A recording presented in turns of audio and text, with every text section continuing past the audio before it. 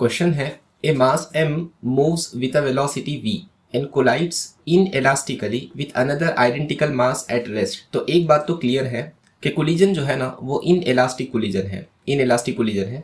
दूसरा बॉल जो है स्मॉल m ये रेस्ट में है, इसलिए हम कंसीडर करेंगे initial velocity of second ball is equal to 0 और फर्स्ट बॉल की इनिशियल वेलोसिटी जो v दी हुई है जिसको हम आमतौर पे u1 कहते हैं, u1 is equal to v। आगे बढ़ेंगे। After the collision first ball moves with velocity v by root 3। ये फर्स्ट बॉल है जिसका मास स्मॉल m है, ये मूव कर रहा है v बाय रूट 3 के साथ, मतलब this is the final velocity of first ball in a direction perpendicular to the initial direction. तो ये जो इनिशियल डायरेक्शन है ये एक्स एक्सिस के साथ है, तो वेलोसिटी के साथ डायरेक्शन आ जाएगा v i cap.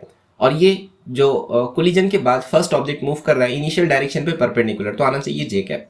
Perpendicular to initial direction of motion the speed of the second mass after collision, यानी हमको v2 पता करने की कोशिश करना है, v2 का वैल्यू कितना होगा। और ऑप्शन के अंदर कहीं भी आई कैप जे कैप के कैप लिखा हुआ नहीं है, मतलब हम लोग डायरेक्शन के बारे में नहीं सोच रहे, सिर्फ मैग्नीट्यूड के बारे में सोच रहे हैं। ठीक है, कोलिजन चाहे इलास्टिक हो या इनइलास्टिक हो, कंजर्वेशन ऑफ लीनियर मोमेंटम तो वर्क करेंगे ही, यानी लिखा जा सकता है इनिशियल लीनियर मोमेंटम बराबर फाइनल लीनियर मोमेंटम।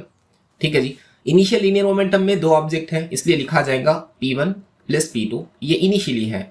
उसी तरह फाइनल में भी दो ऑब्जेक्ट है, पहला और दूसरा, इसलिए लिखा जाएगा p1 बार प्लस p2 बार। लेकिन जो मोमेंटम है ना वो वेक्टर क्वांटिटी है, इसलिए यहाँ पे एरो आना चाहिए या बार आना चाहिए ताकि हम इसका डायरेक्शन भी यहाँ इंक्लूड कर पाए। ठीक है, चलो डेटा लिख लो। p1 बार पहले वेक्टर का मैग्नीट्यूड कितना है, first vector first linear momentum, mass कितना है m और वेलोसिटी कितनी है v i कैप। सेकेंड का मास वही सिमिलर मास है स्मॉल m, लेकिन सेकेंड की इनिशियल वेलोसिटी 0 है इसलिए m इंटू 0 बराबर फर्स्ट ऑब्जेक्ट का मास कितना स्मॉल m, उसकी वेलोसिटी कितनी v बाय रूट 3 और डायरेक्शन क्या दिया है उसका j कैप। उसके बाद ये जो सेकेंड पार्टिकल है उसका मास भी स्मॉल m है, उसकी वेलोसिटी v2 है, वो किसी न किसी डायरेक्शन में होंगी, मास m वेलोसिटी v2 और इसको बार लिख लेते हैं। ठीक है जी, m इंटू 0 ये तो खत्म हो जाएगा। यहाँ क्या है, यहाँ है m v i कैप, ये टर्म इस तरफ आ जाएगा minus m v by root 3 j cap बराबर होना चाहिए m v2 बार। ठीक है, हम लोग v2 बार पता करना चाहते हैं।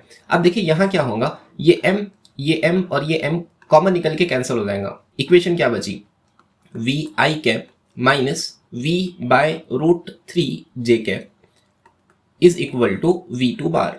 हमको सिर्फ v2 का मैग्नीट्यूड चाहिए, डायरेक्शन के बारे में हम सोच नहीं रहे हैं, इसलिए v2 का मैग्नीट्यूड निकालने के लिए फॉर्मूला बन जाएगा v2 is equal to under root magnitude of first vector कितना है v का square v square plus magnitude of second vector क्या है v बाय रूट 3 का स्क्वायर कितना हो जाएगा v स्क्वायर बाय 3।